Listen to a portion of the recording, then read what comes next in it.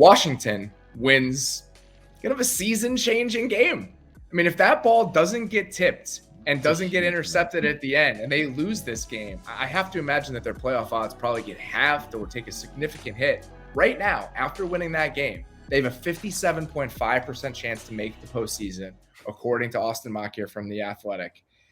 I just don't know what to make of that.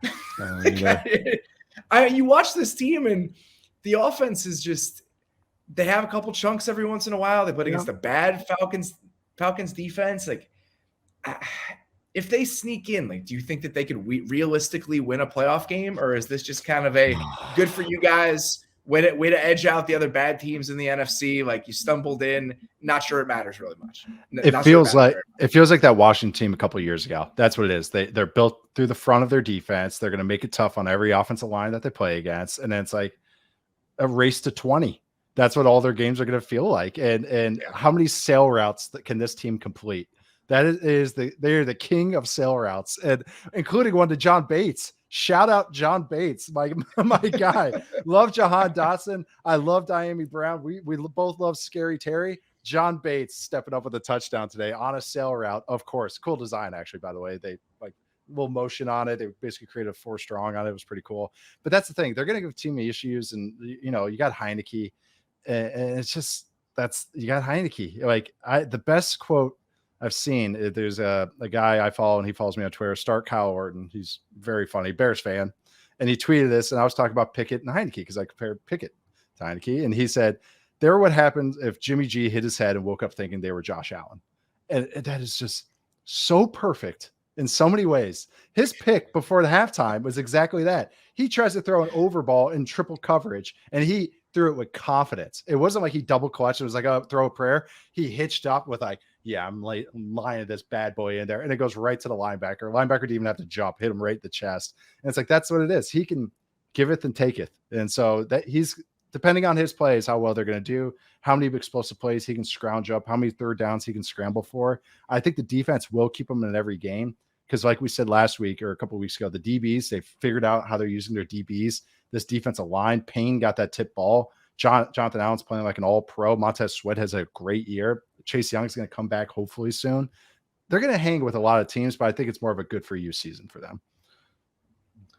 So right now, I think the Giants have like a 50% chance or so to make the playoffs. The Seahawks are still at like 66%, and Washington's chances are better than half right now. Mm-hmm. So it kind of feels like potentially the team that could fall out of this is the Giants, which shouldn't necessarily be a shock to anybody based on the level of talent the Giants have on their roster. Like the first half of the season, the first half of the season was great. The Giants were so much better than we could have anticipated, but the Giants running out of steam among all of these teams hanging out in the bottom of the NFC, I don't think should be overly surprising. There's a huge game between Washington and the Giants this weekend. They play back-to-back games, or at least Washington plays them 2 weeks. I think they go Washington or New York by New York. The Giants compliment to them. Like they have maximized what they got on both sides of the ball. That is like, if you're a Giants fan, you should feel so great about what this coaching staff has done. But just watch that Cowboys game on Thanksgiving. It's like you said, they ran out of steam in this season potentially. They still can make a run. Who knows? They're going to have good game plans every week.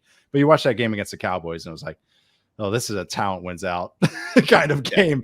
Talent won out in the end. And that's the difference having quarterback like Dak and a quarterback like Daniel Jones, who again has done some fine things, especially with his legs and how they designed him. But there's a maximum, there's a cap to what they can do. And that's what it kind of feels like is kind of sort of happening to them right now.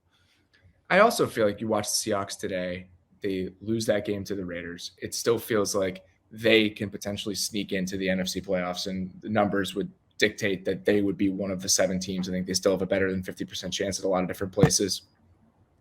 They also, you watch what they did today. Their defense struggled against Vegas. They feel like they're a significant step down from the really good teams in the NFC. And I think that's kind of my realization and my takeaway here as you watch how this playoff picture is kind of taking shape, is that whatever 2 of these teams end up making it, could they potentially knock off Vikings team in the first round of the playoffs if they have to play in the walkout round? Sure. I think they could do that. Yep. But I think that there is a significant difference between the way that the Eagles are playing, the way that the Cowboys are playing, and then the Mhm. way that the Niners are probably ultimately going to look by the end than Yep. these teams that are in the back half of the NFC playoff picture. Yep. And I think Those that's three have really separated. crystallized over the last couple of weeks.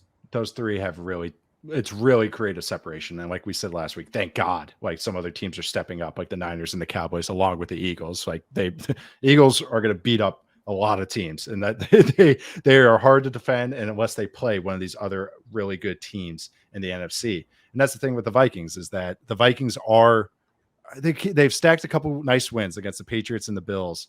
And then, but it's like you look at them, it's like, well, the point differential, like the Jaguars have a better point differential than the Vikings right now. Like they're just a weird team. And I if you're trying to tier it, yes. If you're trying to tier it, I think that there's a tier of 3 at the top. Yep. The Vikings are probably alone in the middle, and then you have the tier of teams at the bottom.